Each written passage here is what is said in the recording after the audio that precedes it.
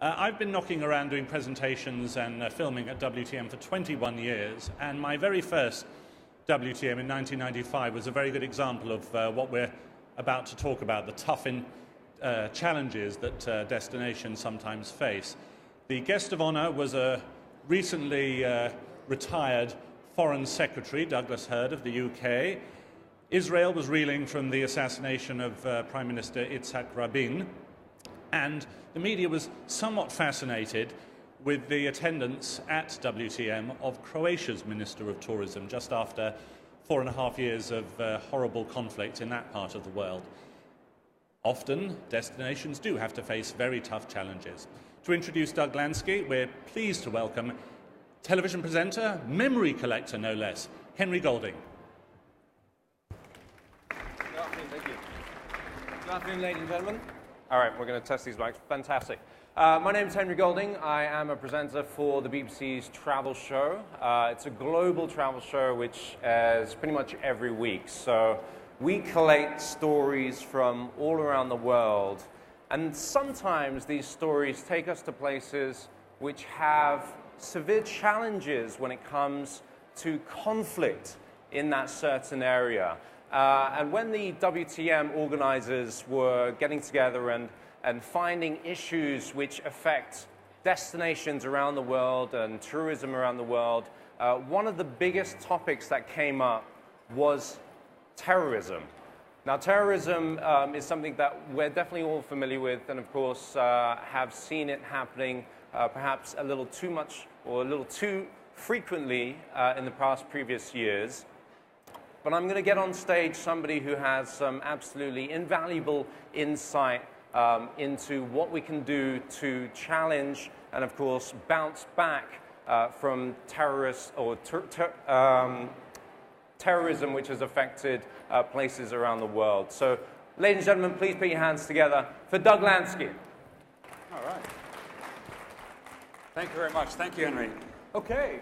So, for a lot of people who've walked through the different aisles coming here, as I have, I think one of the things you look at as you go to a lot of these conferences, you look at what are the things that have changed over the years that you've been going to these things. And some of the countries are always there, and some of the companies, the Hiltons and the Avis, are also still there.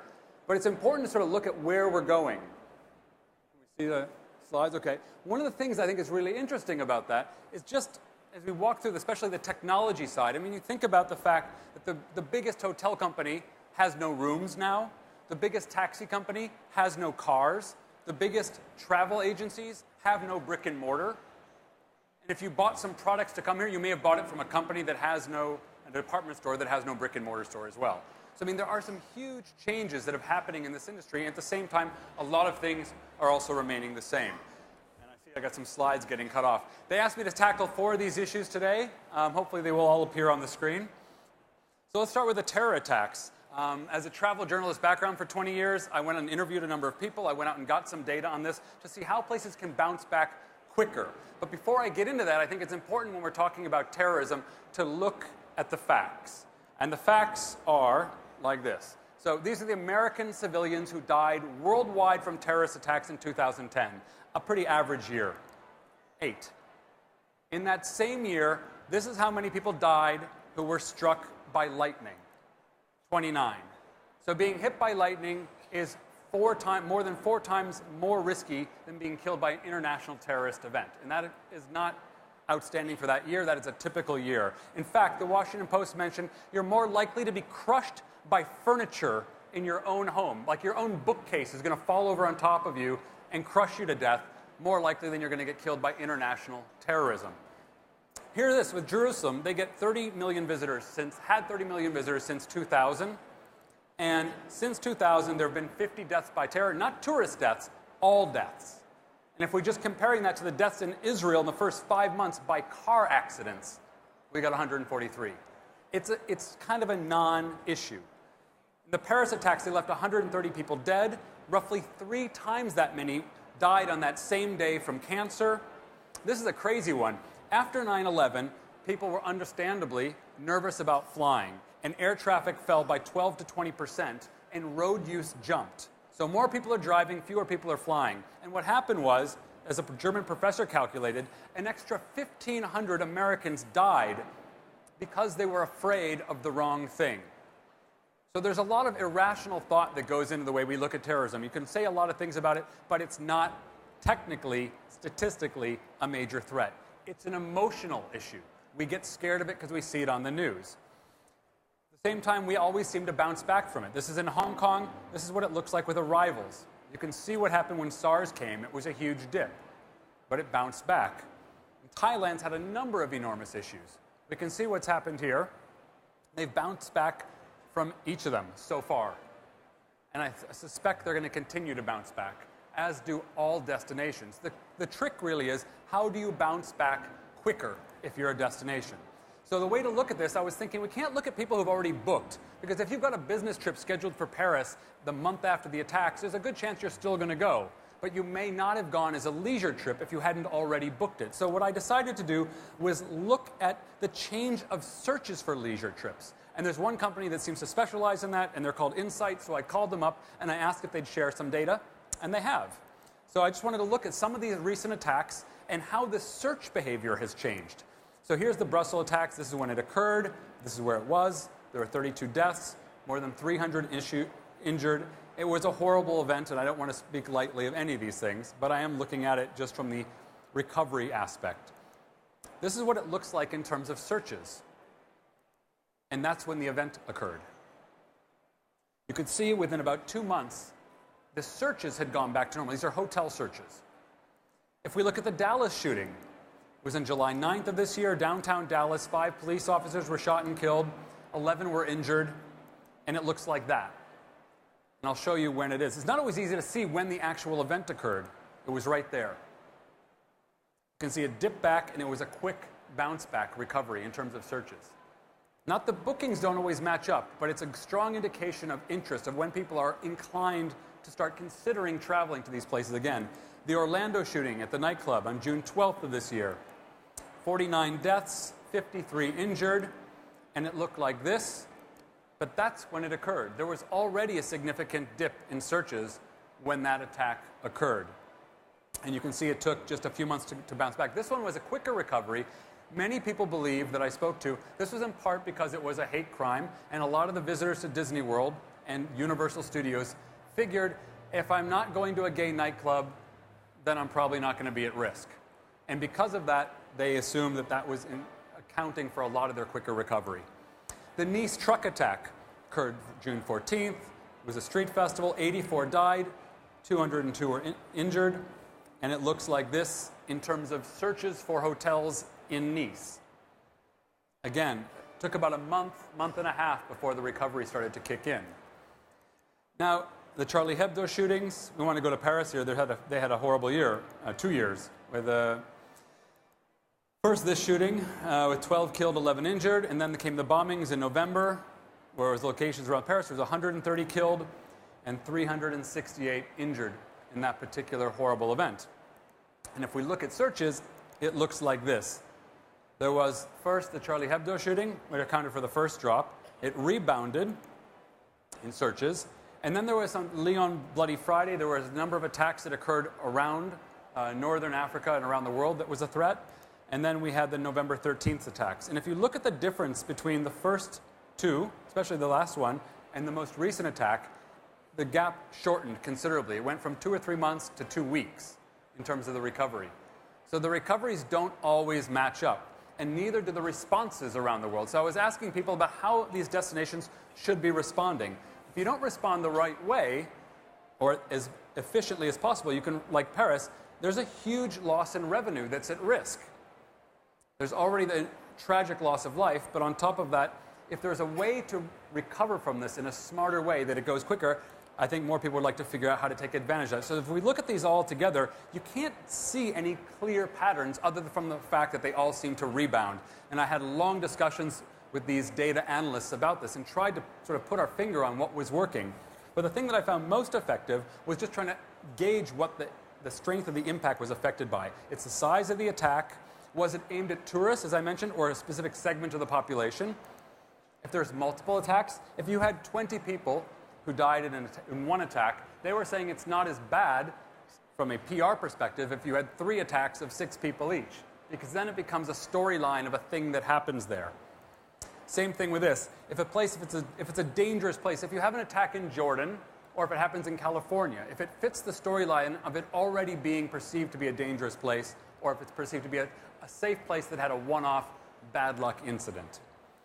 And I spoke to a couple experts on this to get some different opinions on this as a journalist. And I spoke to this guy who advises President Obama on tourism, and he had a few interesting lessons. He said there's no need to drop your prices after a tourism attack.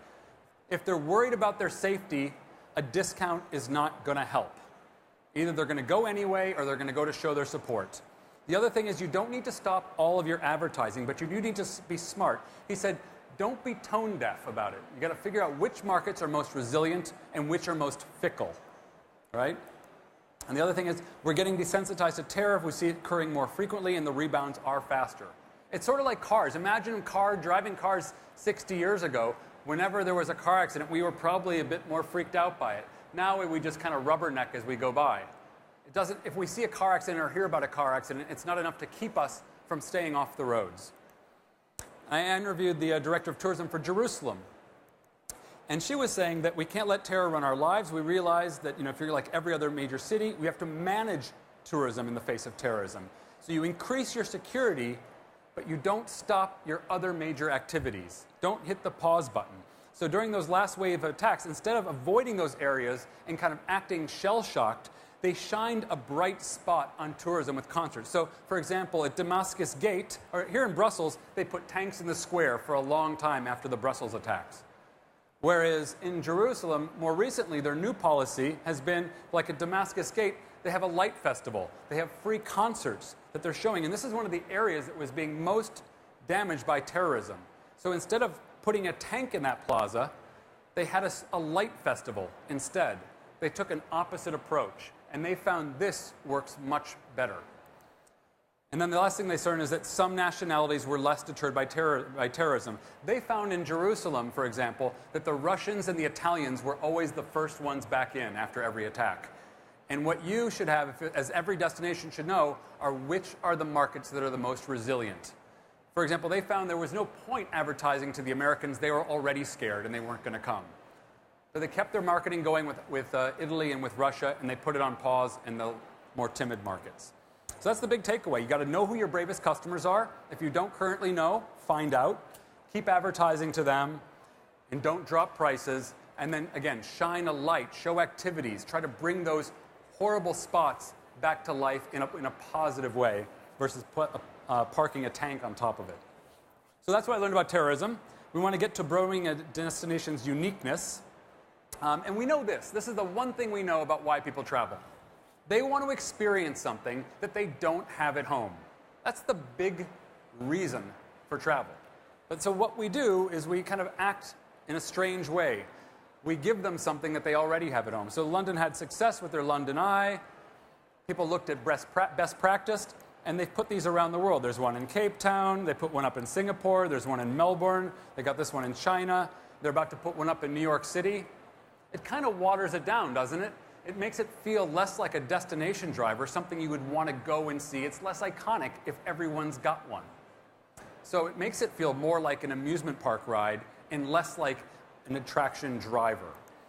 And we do this. Again, we know people travel to experience something different, so we take our small town and we go, okay, we want to have a destination. What should we do? Well, we're going to have a big wheel. We need a hop-on, hop-off bus and a water slide park, and we need to have a convention center, although that one's not there anymore in Melbourne. We need a historical museum. We need an aquarium and a Madame Tussauds, and we probably need a Hard Rock Cafe, and we should probably add an H&M, and we should put in a Starbucks, and we should, we just have a Hilton and a Dunkin' Donuts and a Fridays, and we need a Marriott, of course, and then we need to have a Subway, and we should probably put in a 7-Eleven, and we just keep going with this. We put in a Pizza Hut, McDonald's, and a KFC, and a Benetton, and a Gap. What else? In a Disney store, probably an IKEA. Haagen-Dazs, Burger King. This is what all the destinations are doing to create a differentiated, modern destination. They're putting up all those things and making it just like we have it at home. It's the opposite of what we need to be doing. In New York City, they've got 2 Pizza Huts. In Beijing, there's 72. New York City has 7 KFCs.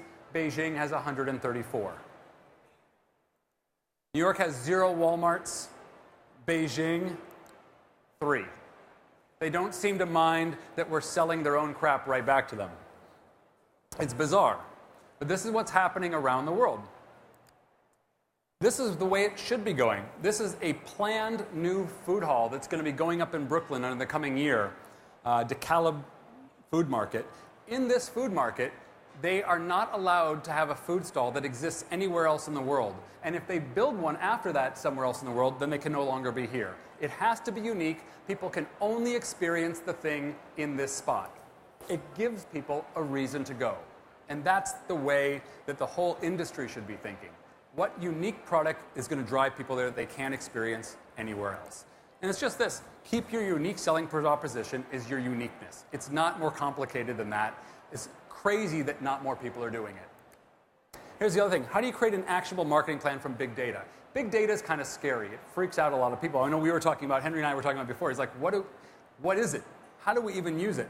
Big data works a little bit like this. So what they can tell you, let's just say use a great fishing analogy. They can tell you, if you're going after different kinds of fish, they can tell you what season is the right season to be going after those kind of fish based on data. And they can tell you statistically which spots you should be fishing in, right? So they can say, you can go this time of year for this kind and these kind of places. But they're not going to tell you what kind of bait to use. That's your advertising. They'll say you have to figure that out and test that on your own. When you get to these great, you go to this fishing spot and you go in July at 6 in the morning and you test a few different kind of lures. That's essentially what they're telling you, right? Like they're doing here. You're testing stuff with Facebook ads or Instagram ads or other kind of advertising, and you can see what stuff is becoming most effective. But they can kind of point you in the right direction. And what's happening is then we no longer care how many nibbles we get, and we no longer even care how many fish we get. This was the old metric. How many fish, how many visitors, right? We don't care anymore. We want to know how much money we're making, right? So the new model is revenue. The new metric for tourism is not heads and beds, it's revenue. So what you do is you fillet that fish that you caught, you take that fish fillet and you put it on a scale, and then you compare it to the amount you spent on your bait. And that is your return on investment. And that sort of encapsulates the modern way that big data is helping change the way we look at how we're going after travel.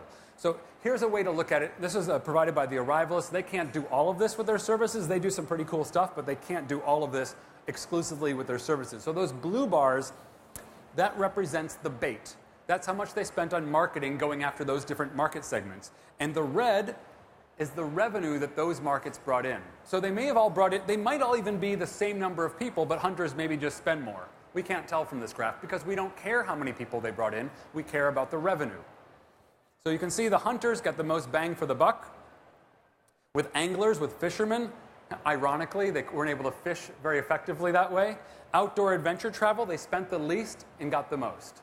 And you can see what each market is worth and then go more after the markets that have a better return on investment. That's the way to think about it. And this is from a company called Adara. There's another one called Sojourn that does similar services. But this is the kind of data they can provide. So again, they're not just looking about heads and beds. They'll tell you the average length of stay, how much that average daily rate they're spending on the hotel, and they can estimate your revenue, and then you know what you paid them, and you can get a pretty interesting return on investment from this kind of data. The Arrivalists, this is the data they can actually provide, and what they do is they put a little pixel or a cookie in your phone or whatever device you surf to that website or TripAdvisor page with or click on that ad with, and that pixel sits in your phone, and when you show up in that destination, it pings. You have to show, I think it sits there for about 2 years if you haven't cleared your cache or bought a new phone, and then it becomes a blue dot. And you can see how long after that person has visited your website to when they've shown up physically in your destination, and even what their point of entry is. So you can get some interesting data that way. This is where I think some of the most exciting data exists, and that's in credit card purchasing. There's a company called Buxton. You can get it from VisaView, Nielsen. There's a number of companies that provide this kind of data. But one of the things we know is that the accommodation typically accounts for about 20% of the visitor spend. So that 80%, that wild west of spending, is on everything else. It's on the restaurants, it's on the attractions, it's all the little drinks that they get along the way. And if you can kind of put your finger on that and increase visitor spending, that's where you're going to get the most visitor spending growth, the most revenue growth out of this whole thing. So one of the biggest things that happened in tourism in the last year was that Disney World went down in visitation, but they went up 4% in revenue. And that's because of clever spending and pricing strategies. And those are the same strategies that destinations can also employ. And the last thing they asked me to look at was the managing destinations to achieve great word of mouth. And there's a new term that's coming out. I don't know if you've heard about this. It's called visitor experience design. And it talks about the journey of the traveler. But I'm a little bit confused because, I would see graphs like this when I went to conferences. And I'd say 6 stages of travel, 5 stages of travel, 7 stages of travel. Everyone had a different little chart they were putting up. The 8 steps of travel, all trying to figure out this visitor journey. When I went to Norway, someone even put this one up. Kind of blew my mind. And the thing is, it doesn't really matter. I was even in another place where they said the visitor journey looked like a big plate of spaghetti. That we go a little bit here. We know they go to about 30 different websites when they're researching their trip. We don't know. This is how we research everything. It's how we figure out, which little restaurant we want to go to out here in the hallway. He's like, have you eaten there? Was it good? Pretty soon you're reviewing it. You're asking where it was. We follow the same little process no matter what we do.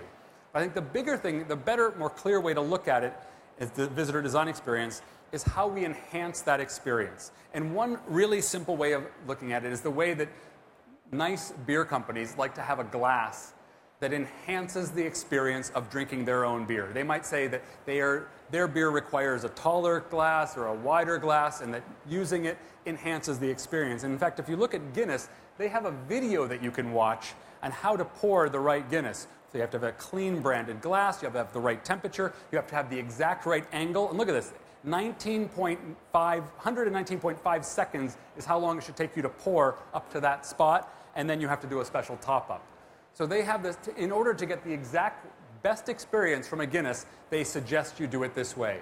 And this is the kind of stuff that destinations are now trying to do to kind of get a little piece of that Disney magic. Because we need to look at what happens to the visitor from the second they step off the plane to the second they get back on it. And everything that happens in between is that visitor experience. And what happens is, they can have an amazing restaurant or amazing hotel, but if they spend their first 2 or 3 hours in a crowded hall going through customs without air conditioning and their last 2 hours there, you've bookended that great experience in a horrible way. So we need to figure out how to make the whole thing great. And the first step is removing the worst stuff. So if there's a wait, you get your bags, you come out, you're going to catch a bus, and it's an hour wait to get into the city by a public transport. And if you get to an attraction and the queue looks like this, that's a bad experience. And not only that, you're taking people out of the consumer loop, so they're not spending money. They're tired, they're aggravated, and they're not spending money. They get to a beach and they look like this, or you get these aggravated, aggressive taxi drivers. The thing is, a destination is as strong as its weakest link, just like many other things. It just takes one bad experience to color their entire experience in that destination. So every aspect of it needs to be good. We need someone to kind of watch that whole process. And it gets down to team tourism. Everyone's got to work together. It can't just be the good restaurant and the great hotel or a great airline. Everyone's got to get on board and be part of what makes it a great experience in order for people to come back. There are people who do this. There's a guy named Roger Brooks who's great at it. I do this as well, but it's like a secret shopping. Just like you would have a hotel that goes in and you have someone that checks the sheets. They have a list of stuff they look at. This is the list of stuff that I look at. You're welcome to copy it and you're welcome to do it yourself. Sometimes it helps to have an independent outsider come in and do it. But you need to look at all of these important junctures of where stuff can go wrong and you fix it. So that's the list I use. Surprise and delight. This is the last thing I kind of want to leave you with. This is another great way to amplify the visitor experience, and it doesn't have to cost anything. So this guy gave a great TED talk, and he's a doctor, and he talked about how he put people in this MRI machine, and he gave them juice or water at various intervals. And when they knew what the interval was, they expected it, and it didn't really register much in their brain. But when it came unexpectedly, and it didn't matter if it was juice or water, maybe they got juice after 5 seconds, or maybe they'd get it after 5 minutes, and when they got it, they'd be so pleasantly surprised, it activated the pleasure center of the brain. It was much more memorable. And this is actually now the marketing strategy of the Four Seasons. How do you surprise and delight our guests? right? So I saw this. I was just staying at a Hilton in Texas about 2 weeks ago, and I was looking for an example. And look at this. Stayed for 3 nights. One day I was feeling under the weather, and the housekeeping lady noticed, and she sent me soup on the house. Wow. Talk about surprised and delighted. Went on and shared it. This had just happened the same day that I was there. It was amazing. I was at another conference. We were trying to solve some problems, and they weren't sure how to handle dogs at hotels. And there was a Austrian hotelier who said, we had an interesting solution. Here's what we did. He had a 50-room hotel, and they made about €100 investment. They bought little doggy pillows, and they bought a doggy bar for each of the 4 rooms on the ground floor that they renovated to special dog rooms. And they put those up on the web. And then they got some crazy idea. When someone wrote and they said that they were bringing a dog, someone in the back office, he didn't even remember who, sent them an email. But he sent them an email to the dog. And he addressed it like this, something like, roof, roof, roof, roof, roof, you're going to love it here, great smells, you get your own dog bowl, can't wait to meet you, roof, roof, roof, the management, right? And then something crazy and unexpected happened that caught them completely off guard. And that's that all of these guests, to a T, wrote back as their dogs. Roof! Sounds great, can't wait to run out there and try out my new dog, roof, roof, roof, roof. Every single time. And so what happened was, before these guests even arrived with their dogs, they had this incredible relationship with management. They loved the hotel already, and based on their dog owner reviews, they went from 62 to 1 in their region on TripAdvisor. And they renovated a number of other rooms so they could also gain and actually charge more for them. It means this. At the end of the day, you guys are all in the business. If you're in tourism, you're in the business of creating great memories. So it would be a good idea to have someone on staff that actually looked after that. And it's happening. I remember back in the day when social media was taking off, I could do this with social media, and I could probably find 4 people on all of LinkedIn that were working as social media directors within tourism. Today, the example is this. It's visitor experience design. Singapore had the only DMO I could find that had that exact title. But there are a number of others that are looking at visitor experience manager. These are going to be, I would guess, next year and the year after, this is going to go up like tenfold if I were to look on LinkedIn. This is where the big growth sector is going to be. That's my guess. My small prediction into the future. I know we want to do this very interactively, so I wanted to kind of present some of this, jumpstart a dialogue, and then hand it over to Henry and like lead some discussion here and see if we can get everybody involved. That's what I got. Thank you so much. Thank you very much. Come over here, Doug. All right. Take a seat, take a seat. Ladies and gentlemen, just a quick reminder, on the WTM app, of course, you can submit some questions. So if you do have a question you want to ask Doug through our little fireplace sort of discussion as such, please get onto that website. We can also sort of take hands up the old-fashioned way. But Doug, let's start sort of in reverse. We'll start off with the managing destinations. Now, for myself, there's always an expectation when traveling, and especially for consumers who do all their research on the web. You have all these fantastic reviews. What happens if the trip that they expect isn't exactly the reality that they get? That actually happens a lot. I mean, I was as a travel writer for about 15, 20 years, and you often see this in a lot of magazines. They'll say like 36 perfect hours in this place, or how to have the perfect trip. I mean, the media sort of sets us up for failure, or we set ourselves up for failure. And we spend so much money, we wait all year round, our kids are finally out of school, we finally get our break, and then you go on vacation and you get sick, or your kid gets sick, or they break their leg, or your passport's out of date. I mean, there's so many things that can go wrong to create an imperfect trip. And there's some of those that the destination can manage and needs to manage. And one of the easiest things is going to be time-ticketed entry at attractions. If every attraction in a city had time-ticketed entry, and when you booked it, you picked, okay, I'm going to go to the V&A Museum, and I'm going to pick this time, and I go with my family, I'm going to walk straight in with 0 queue. In fact, not just me, everybody. It's as if everyone has a fast pass, but it's not as complicated as having a fast pass. There's no reason why every single attraction on the planet shouldn't have time ticketing. Even in off-season, when there's not that big of a rush, then they can just kind of push everybody to between, let's say, 10 and 3 in the afternoon, and they can cut down on their staffing costs. I mean, there's no reason not to go that way, and that one simple thing will alleviate queues throughout the entire city. So would that be almost sort of, to combat obviously the overcrowding, but would that not be seen as kind of like a policed tourism as such? It's more planned tourism. I mean, there's not as much serendipitous moments where you go, hey, let's go do this. It's harder to have those kind of moments. But the trade-off is this. Do you go, I heard of a family that went all the way to Peru, to Cusco, to go see Machu Picchu, and then they couldn't get in.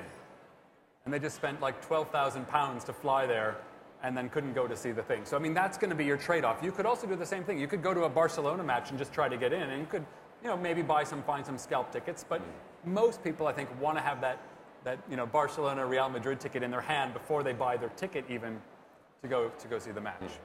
Now, we touched upon user reviews, of course. A big one, TripAdvisor, has been sending people all sorts of places, but everybody has the power to give feedback these days.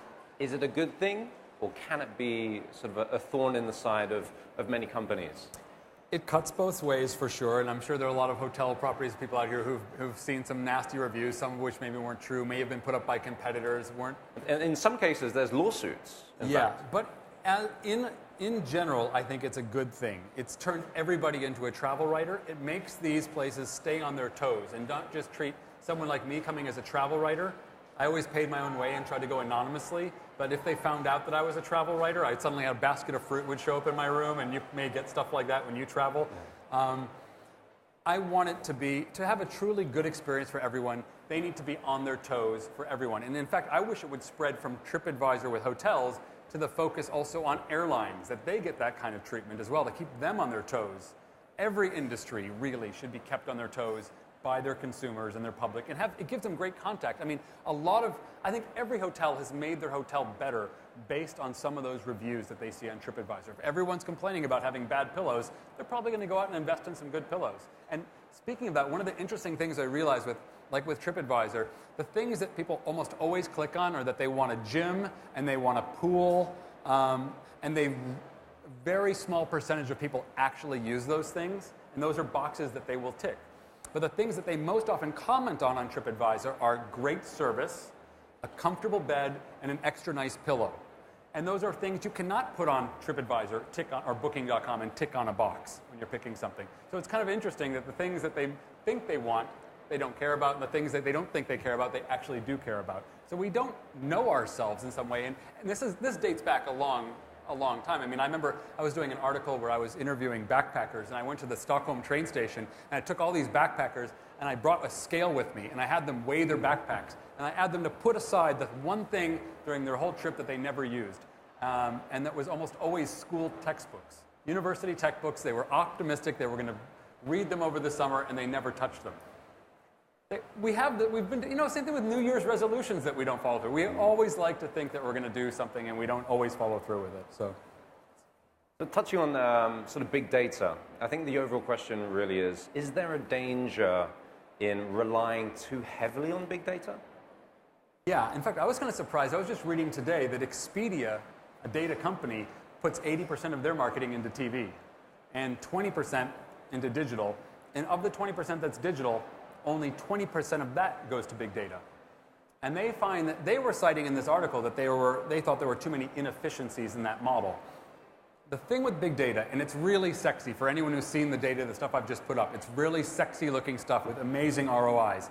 Here's one way to look at it. And the data people will admit this, or if you ask about it, it would be like if I went to a supermarket and I stood up with a Coca-Cola sign in front of the supermarket, and then I took credit for all the sales. I said, I'll charge them 10 euros an hour, and then I want to take credit and show that person an ROI for all the cans of Coke that were purchased while I was standing there. Well, that doesn't factor in the tens or hundreds of millions that Coke has spent on commercials, inspiring us, and people who are already addicted who are going to buy it anyway. I have no right taking an ROI based on that stuff, really. But there's no other good way to measure it. So what you'd want to do is have me stand in front of the store for a couple hours, and then have the next day I don't stand in front of the store, and then pay me to stand back in front of it. And so turn it off and on and measure the incremental difference. And that's where you can see the effectiveness of this kind of campaign. And that's the right way to look at it. And if you do it that way, you'll get something truly valuable out of it. And if I were in marketing, I'd probably throw a certain amount of money at it. I don't know how much, but I would measure it that way. And so the traditional forms of advertising and, of course, getting the word around aren't dead yet. But what would be the most effective forms of getting your point across away from the digital side and, of course, the big data? I think the most effective form of advertising is still word of mouth, and it's word of mouth amplified by social media. So what I think is proven to be pretty ineffective are not just destinations, but advertisers of non-impulse buy products. So it's one thing if you're saying, go out and buy my new yogurt, and try my new yogurt, people are more likely to try that with an ad. If it's something big like a car or a house, if you see an ad and someone says, hey, buy this house, you don't just run out and buy it. It's a decision, and same with travel. You put a lot of thought into it. So a DMO that goes out on Twitter or Instagram and says, hey, come and visit us. We're really cool, and off-season, the prices are great. That's proven to be pretty ineffective. What's proven to be very effective is when a person puts out a great word-of-mouth thing. So I'm like, here's this picture of my meal at this great restaurant in London. It's the best meal I ever had. Here's the restaurant. I will have friends calling me going, what was the name of that place again? Or how long, do you have a phone? Do you have an email? Can you get me in, whatever. You've probably had that experience too. That's amazing advertising. That's the reason that we watch our own kids play in football matches and we don't go hang out at the park and just watch random kids play. We care about people in our immediate network and we care what they have to say. But they're not professional advertisers. So 99% of the blogs and the posts that, that they put up. Yeah, but if I'm putting up a bunch of posts, if someone puts up a post and goes, hey, look at my fish and chips in London, who cares? That doesn't get someone to want to buy a plane ticket. So a very small because they're not professional advertisers trying to advertise those places, as it turns out, a very small percentage of them are actually very influential. But when something great happens, like if destinations put effort into having a great product, so people experience it and say this was amazing, that's the best thing. It puts the emphasis back on having a great product, and then just standing back and let people share it amongst themselves, not trying to it's almost, social media is supposed to be social. What's awkward is when companies kind of jump in and go, hey, were you talking about sending stuff? I'm with UPS. You can send it with us. It's like it becomes weird, like when companies kind of push themselves in. But when it's a really organic interaction between people in a network and they have something extraordinarily positive to say, it is extraordinarily powerful. It does almost feel sometimes that your sense of privacy has been kind of broken into. You're there Googling and whatnot, trying to set up your next holiday, and suddenly this advice starts popping up, and it's a little bit weird and unsettling. You get targeted. You look for a vacuum cleaner online, and it follows you around for a week with advertising, and that's another thing to know with big data. There's two kinds of ways. So one thing is retargeting. So if you visit visit Hawaii, and if a Visit Hawaii ad starts following you around and you be retargeted because it hit you with a little cookie. And the other thing is when they're called prospecting. So you've entered terminology in your searches. You've searched for surfing in Maui, and you searched for something else. And when you search for the right amount of them and the right mix of them, there's an algorithm that kicks in. There's different kind of algorithms out there that'll go, you're showing serious interest in this destination. We are going to now start serving you ads. So those are the two ways they tend to kind of close in on people with programmatic advertising. And it's creepy. It is weird. It's really creepy. It is creepy. So let's move on to leveraging the uniqueness of destinations. You don't want carbon copies when you go on holidays of places that you're very familiar with. You want to be out of your comfort zone. So how do destinations leverage their uniqueness well? Right. So this is a really tricky, interesting part of the industry. If you look at some of the most amazing things that have become sort of like the modern wonders of the world, if you look at like the Marina Bay Sands Hotel in Singapore, if you're looking at bungee jumping in New Zealand, there's tons of examples. Those funky glass igloos in Finland that people look at the northern lights under. These were all done by the private sector. And the private sector sort of cuts both ways. So the private sector can do this amazing, unique stuff that becomes the next wonders of the world, but the private sector also can do what's easy. And what's easy is franchising and looking at best case examples. So they look at the London Eye. Maybe if the London Eye is a big franchise, they can even get money from London Eye to build another London Eye. So that's part of the reason these franchise models take off. The funding is there, it's a proven model, and they know these guys can survive an off-season and put their stores on the high street in any city and survive, because they have the backing. The problem is, let me put it another way. So in Grand Rapids, Michigan, in Birmingham, England, when they had great success in these two destinations, and I asked them what accounts for their great success, and they both said, this was like 2 years ago, they both said at the same time, was getting a seat at the table. That was their exact answer. We got a seat at the table, which means someone high up in the tourism office got a seat on the city planning table. So when the city planners were sitting around saying, what should we do next? Should we build this or should we build this?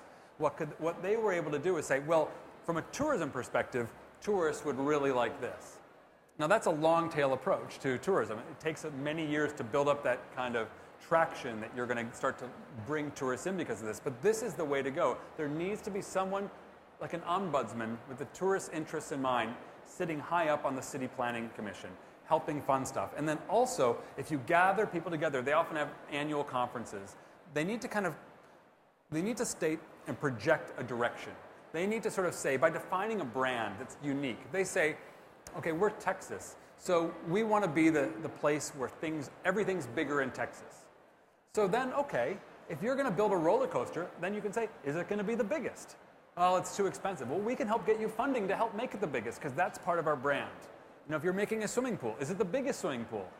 You know, if you can provide a great brand direction that kind of provides the private sector with a little bit of guidelines, so they're all contributing to the brand, not fractionalizing it. I think that's the right way forward.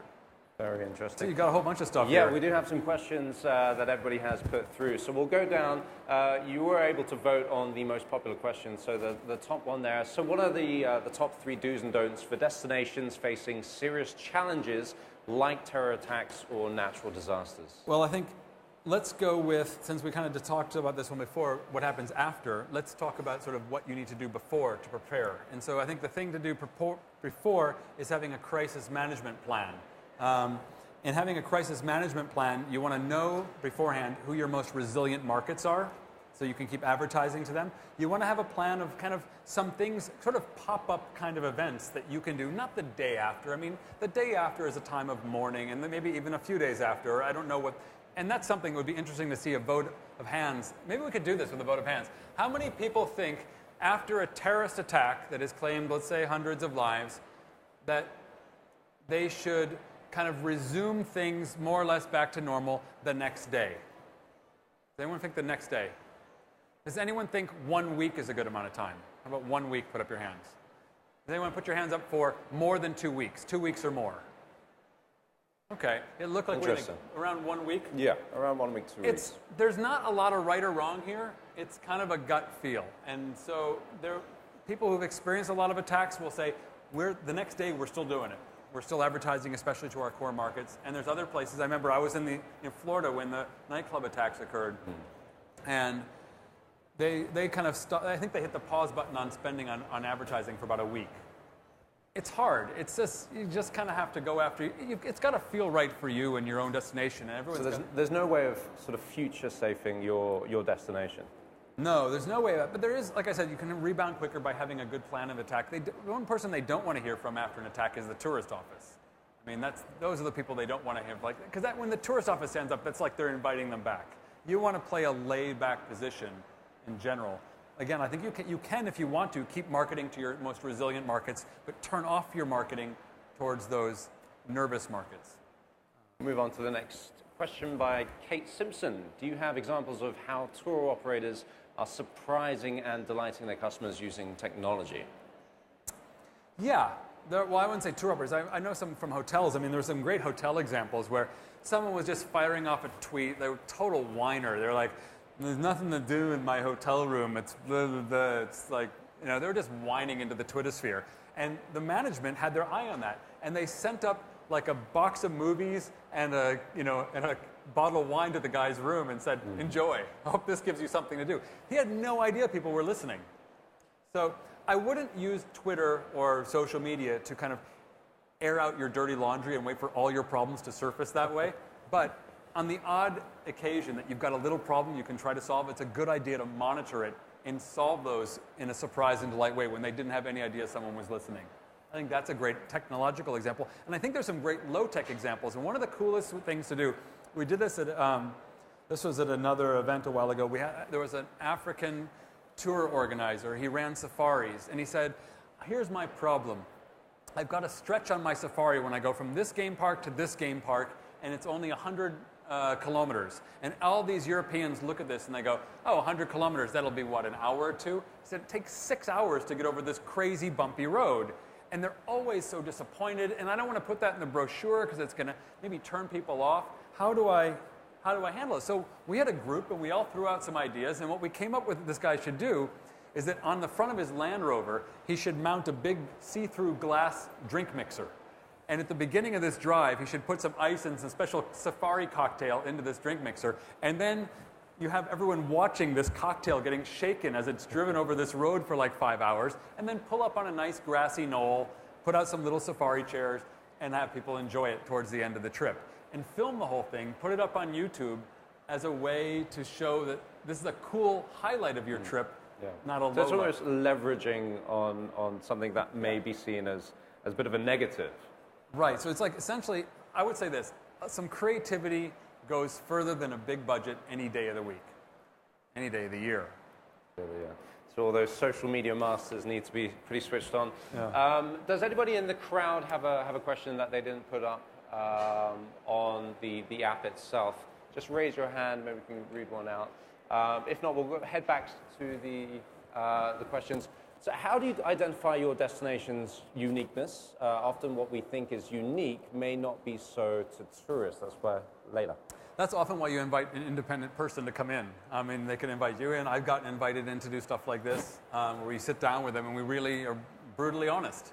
And we say, these are what we see your strengths are. Another thing you can do is you can just Google yourselves. And here's another interesting tip.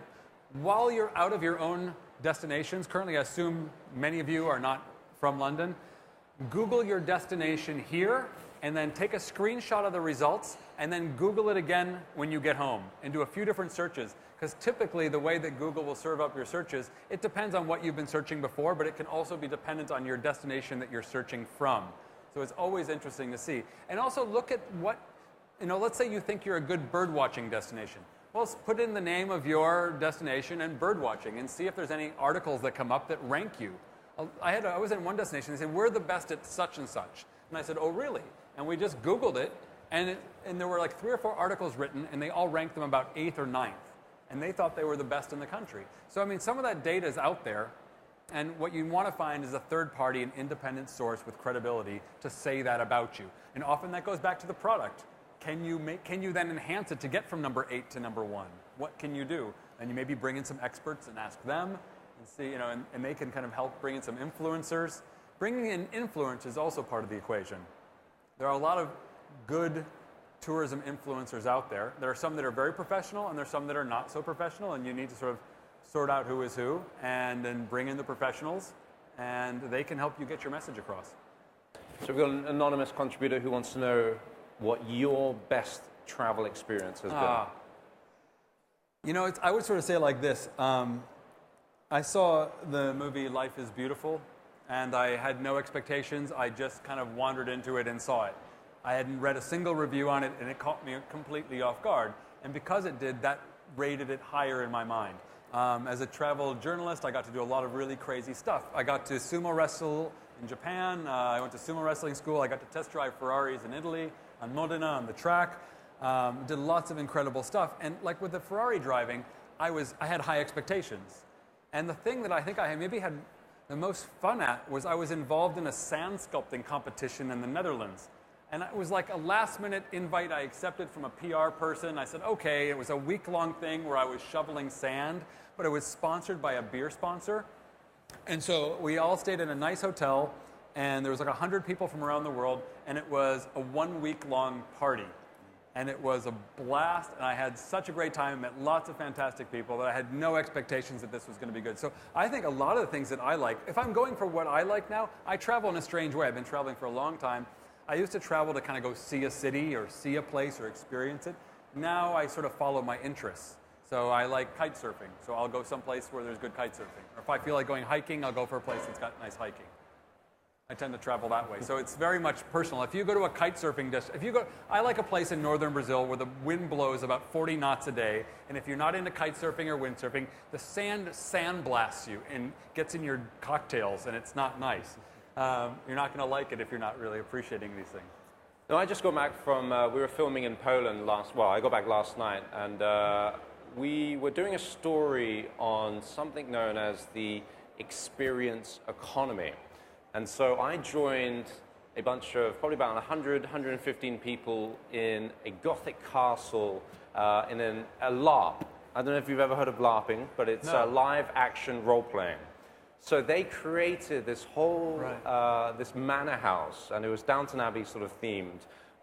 But people lived and breathed in Poland. Downton Abbey in Poland. For the next 3 days, their characters that they had. But it kind of brought on a lot of sort of thoughts about the experience economy. And it's not just sort of these fantastical kind of experiences you get in Poland or role-playing, but these experiences that are created by perhaps approaching sort of locals to get you to guide. Yeah. This peer-to-peer tourism that seems to be growing in popularity. Where's the future sort of lying with this? Right. Well, I think if you get a bunch of travelers in a room, travel writers in a room, one thing I think you'll find that they must all agree on is that the thing that really makes the trip magical are the people you meet when you're out there. Would you say that's Absolutely. the case?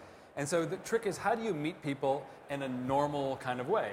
And weirdly, one of the people that have been best at this are golfers. When people golf around the world, they're put into like a foursome. They can show up alone, they get put in a group of 4, and they meet the people. They spend 4 hours with them. Strangely, golfers have had this great experience. So how do you kind of create almost like a golf-like experience for joggers? I mean, how do you join a group? It's not as easy that way with other things. And so what these places are doing are sort of trying to create that magical experience to get people connected, but in a way that doesn't get kind of creepy and become a dating app. And that's that tricky balance. So they're always looking at this. I did something for Stockholm, or for Sweden, called Meet a Swede, where we took all the sport. This is something you're all welcome to do, by the way. You can do it on any level. We took all the different sports groups in Sweden that were all online, and we served it up and organized it with like a search engine. So if you go and say, like, I'm in Stockholm, and you're like, put in fencing, it'll show where all the closest fencing clubs are, and then what hours of the day they have an open practice that you would be welcome to join in. And then you can just show up, or you can either email them in advance or show up to the fencing club and get in and do some fencing and meet fellow fencers. So it tried to kind of create that golfing experience. And I thought about that when I had a guy come and visit me in Stockholm. I'd known him for a long time, and he came, and I was the only one he knew. And the second day he was there, he said, "Hey, Doug, do you mind? I got to take off and meet some people." And I was like, "Who do you know here?" He said, "Well, no, I play ultimate frisbee. And before I came over here, I just looked online if there was an ultimate frisbee club. I emailed them, and they said, come and join for practice, so I'm going to practice." He came back like 6 hours later with all these email addresses. He'd gone to the pub after the practice, had a great time. And so people have been doing this on their own. I know that hackers like to get together they have been doing this on their own, but a lot of people just don't have that kind of initiative. So people are now figuring out ways to sort of commercialize it. So could sort of tourism organizations perhaps look more into sort of the details of the people in that particular country and kind of show these very unique experiences and maybe leverage on that? They totally could. And they could even just pass it on to the hotels. I mean, imagine if you check into a hotel and they say, "Oh, here's your room, the gym is open here, here's your Wi-Fi password, and by the way, do you have any interests?" And they'll say, "Oh yeah, I like rowing." Well, there's 2 rowing clubs nearby. Would you like me to make a phone call? You'd be able to join for free. If there's any cost, the hotel, can cover the small, or whatever. Or they could just pass it on to the guest. So you could just do it completely informally that way by educating your hotel staff and asking about it. So there's a lot of different levels. Or you could make it all high-tech and have a search engine. And there are a lot of different ways to go about it. But that's one role a destination could definitely play. Absolutely. I think we've got a couple last questions here that's come through. Advice to destinations that are perceived as unsafe because they're surrounded by countries at war. Right. So that's, in my mind, the first thing that comes to mind is Jordan. All the correspondents are standing in Jordan and covering Syria. And I don't know if you've heard this expression in the journalism profession, that's called covering the war from Mahogany Ridge, from the bar. So they stand at the bar at the hotel that's not anywhere near the action, and they pretend to know what's going on better than the person that's back in Cleveland who has no. So Colombia came up with a great campaign. They said the biggest risk is that you won't want to leave. and try to turn it on its head some way. I think one of the biggest things is to bring in, you look at, again, the most resilient markets and you cater to them. Let's say it's young people, FIT travelers. Well, put on a huge music event with such big guests that they just can't not go. And they're not going to be as likely to be afraid. And then when they come home, they tell their parents. Or you bring in these kind of influencers, whether it doesn't have to be travel influencers. It can be like a yoga influencer. It can be a young cosmetic influencer. There's all sorts of influencers on different levels that can be there doing cool stuff. They get the younger, more less timid visitors to get there first. They come back, tell their friends and family, and it takes not a generation, but it takes a few stages back. Like you may have to meet somebody who's just come back from Jordan and said, it was totally safe, it was fine, it was no problem at all. Have you even read between the lines? There's nothing happening there. It's almost like what you said about shining the light in the dark spots. Right, figuring out a way to do that. And educating. Exactly. Okay, we'll go for one last question. So how can the tourism industry tackle the economic crisis? I mean, of course, Britain is going through a very large transition stage at the moment. And of course, the migrant crisis affects that largely as well. But that's an easy one. How can the tourism industry tackle all of these problems? Okay, I'm not going to go near the migrant one because that's like a totally different. It's a minefield. That's a totally different thing. But I would say this: the stronger the product you have, the more likely you are going to be. The easier you'll be to sail through tougher economic times. So I was working a bit in Aruba, and they have a restaurant bar experience called Carte Blanche, where it's like a DJ, host, and like Michelin star chef, and they have like 12 seats at a bar, and you don't know what you're going to get for food, but you pay a lot of money, and you sit there, and they kind of entertain you and put on this amazing culinary musical show sort of in conversation, and you all meet each other. And I said, that looks cool. When I went there, I said, is there anything you want to do when you're coming to Aruba? I said, well, I just looked into some stuff, and that looked pretty interesting. And they said to me, oh, there's a 4-month wait for that. Good luck. We can't get you in. And that's the kind of thing. When you have a product that's so good, and there's stuff like this in every city, where you just can't get into this restaurant or can't get into that bar or that nightclub, what are they doing? They're doing their niche thing really, really well. And there's a waiting list. And they've dialed it in on the price, and they've dialed it in on the experience, and that's kind of... You may just need one of those in your destination. It may be enough that northern Sweden, Kiruna, has a great ice hotel, and that can drive it for everything. But they need something that they need to kind of own it and do it really well. If you can be the best in the world at something, have the best mountain biking, have the best bird watching, have the best snorkeling, have the best golfing, you're going to be more resilient in the downtimes. Any last sort of words of advice for everybody who's traveled kind of all over the world for WTM about, say, the future of travel? Well, I would say the best word of advice is you've been very smart by coming here because you've missed the biggest lunch queue, so now that's coming past and you'll be able to get in quickly. I think that one of the biggest things that I would say is you look around, and hopefully many will be in this industry for years to come, take a good look as you walk around, especially in the tech side. Kind of make a mental note of what's there, what's changing, and what's going to change as you walk around. And the other thing as you walk around, I call this the money shot.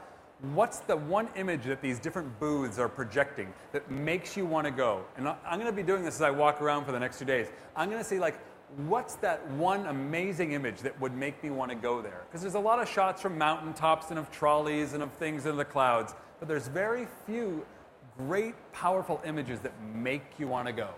And if you can put your finger on that for your own destination, that's the image you want to try to create. And it may not be something that exists. You know, for example, just real quickly, I was speaking in New Mexico, and they've got great skiing, they've got great Southwestern food, and they have great adobe architecture. And I'm like, well, why not put all that stuff into one? Have an on-the-mountain lodge, have that great food out there, and you can be the only place in the world, and you have a great visual that goes with it that has that unique product. And if you can start to think of, if you don't have that unique product, how to create it. Absolutely. That's about it. Ladies and gentlemen, Doug Lansky. Thank you. Thank you very much, Doug. Thank you so much. Cheers. Everybody, please do enjoy the rest of WTM. Thank you very much for joining us. There are a few other keynote speeches happening through the day, so please do check the schedules. But once again, enjoy the next couple of days. Thank you.